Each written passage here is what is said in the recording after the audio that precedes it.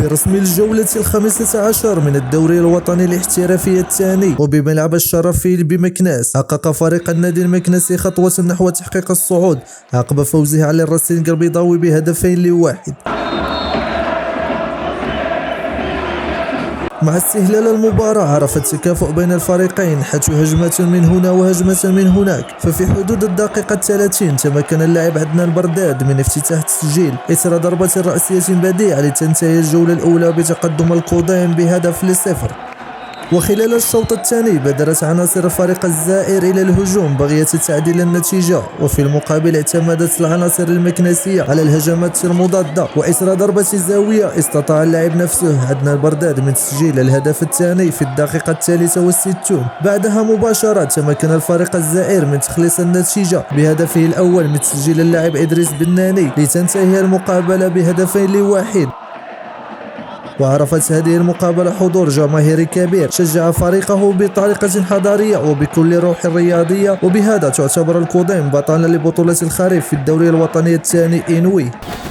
اولا كنشكر الجماهير المكناسيه وكنشكرهم جميعا اللي يعني اللي تيساندونا، وكنشكر الوليدات اللي قدموا مقابله جميله. الحمد لله كنا عارفين بان غنلعبوا مقابله صعيبه يعني مع الفريق اللي تحل في اسفل الترتيب، ولكن الحمد لله ربي ما خيبناش، استطعنا باش نفوزوا اداء ونتيجه. الحمد لله كان يعني قدمنا يعني مستوى جيد في الشوط الاول. كنتمنى ان شاء الله بعد هذا التوقف ديال البطوله ان شاء الله نقدموا يعني احسن من هذا الشيء هذا ونفرحوا الجماهير المكناسيه ان شاء الله. Je dis merci à mes coéquipiers. Je félicite tous mes coéquipiers pour ce soir parce qu'il nous fallait ces 3 points, nous l'avons obtenus. Grâce à tous les compartiments de cette équipe-là, que ce soit les dirigeants, l'encadrement technique et surtout notre public, notre merveilleux public qui nous soutient à tout temps. Je leur dis merci. Ces choses faites, nous avons gagné, nous finissons et la phase allait en beauté. Nous allons savourer cette victoire aujourd'hui, les jours à venir pendant la petite trêve.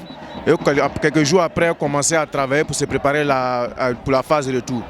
Vraiment, rien n'est fait encore, on reste concentré. Et je dis merci à tous pour leur soutien.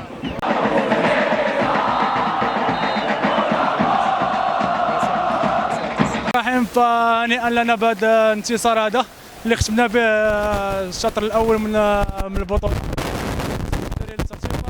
عندنا دابا مده كافيه باش نشتغلوا باريحيه ونوجدوا للشطر الثاني ان شاء الله بكل جديه وعمل ان شاء الله. الحمد لله داكشي اللي جينا عليه تالينا، الحمد لله على 3 بوان والحمد لله على الصداره اللي غتخلي، ولكن هذا الشيء هذا كامل غنساووه وغنحاولوا نستعدوا للاياب، حيت الاياب كيكون صعب من الذهاب، وان شاء الله ما يكون الخير. وغنحاولوا اننا نجمعوا اكثر عدد من النقاط باش اننا نكملوا في الصداره ان شاء الله ونفرحوا الجمهور ديالنا. كنبغيو نهديو هذا الانتصار هذا الجمهور الكبير اللي كيجي يساندنا دائما في اللقاءات، والمكتب المسير كذلك اللي كيساعدنا دائما ماديا ومعنويا. وكنبغي نشكر اللعابه كاملين حيت اللي كيبغيو يحاولوا يطبقوا داكشي اللي كيقول لنا الكوتش، وان شاء الله ما يكون الخير من القدام. السلام عليكم، لا تنسوا الاعجاب بالفيديو والاشتراك في القناة تشجيعا لنا لنستمر بنشر المزيد إن شاء الله.